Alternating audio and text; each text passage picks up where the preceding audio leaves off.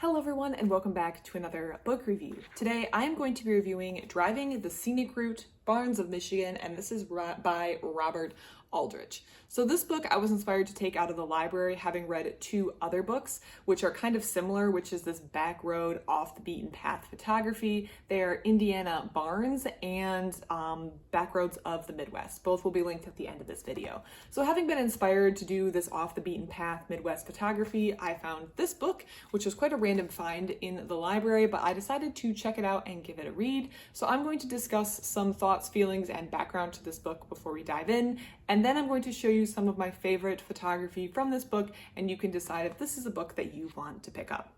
So the back has a little blurb about the author, and it says, after spending 20 years in Southern California and photographing food for over 350 restaurants, Robert and his wife moved back to their home state of Michigan.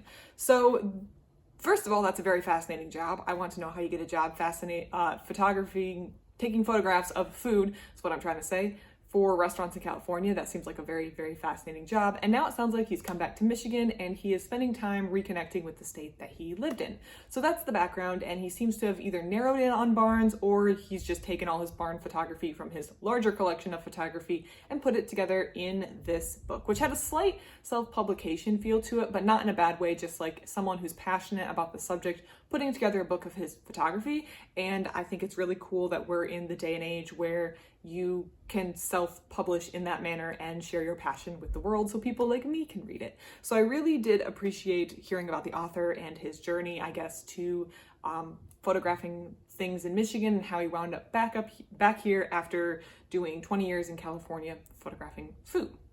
So it is just quite a simple book of barns. You have the barn and then you have some quotes about barns, which just seem to have been randomly collected. So this is quite literally what you're getting.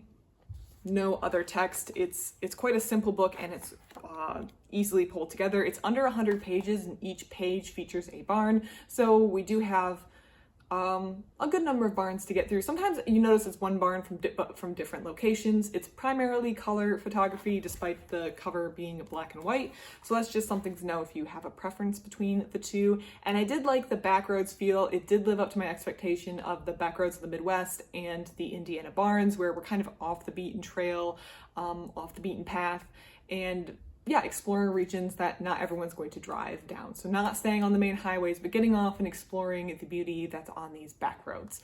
Actually, the person who said it best was the author of the Back Roads of the Midwest book, where he talked about the gray roads. So if you look at a map, the roads that are marked gray are kind of these like local use, not main highway routes, and those are where he likes to photograph, and I feel like Robert Aldrich may share some of the same sentiments.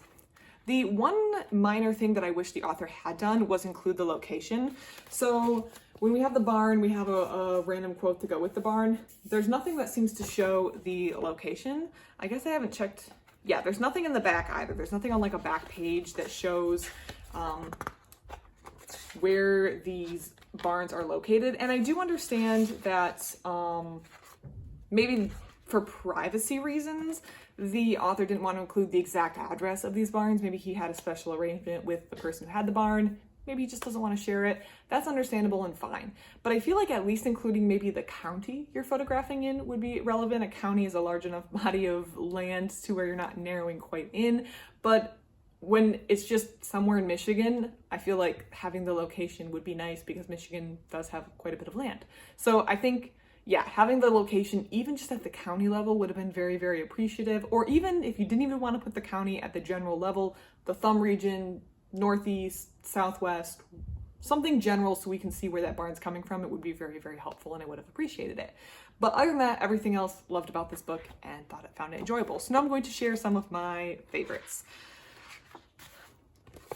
Pages 3 and 4 have these winter scenes. I feel like I really liked the winter scenes. I feel like I can feel this photograph, and I feel like I know when the photographer has done a good job capturing the scene when I think I can feel myself in the photo.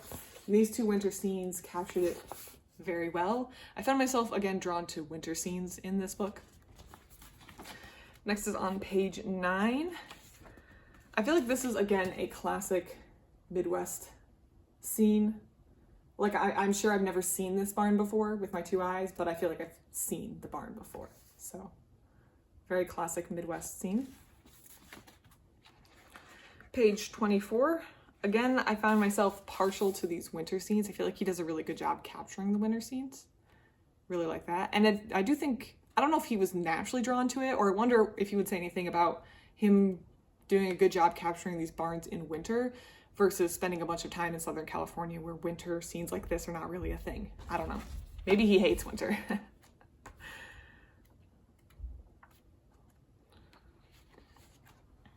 Page 42, which I actually not like, the barn's fine, but which I like for the quote, which says, "Do not let a flattering woman coax and wheedle you and deceive you. She is after your barn," which is correct. I am after your barn. I'm kidding, I'm not after your barn. But I thought that was a great quote. So I liked the quote on page 42.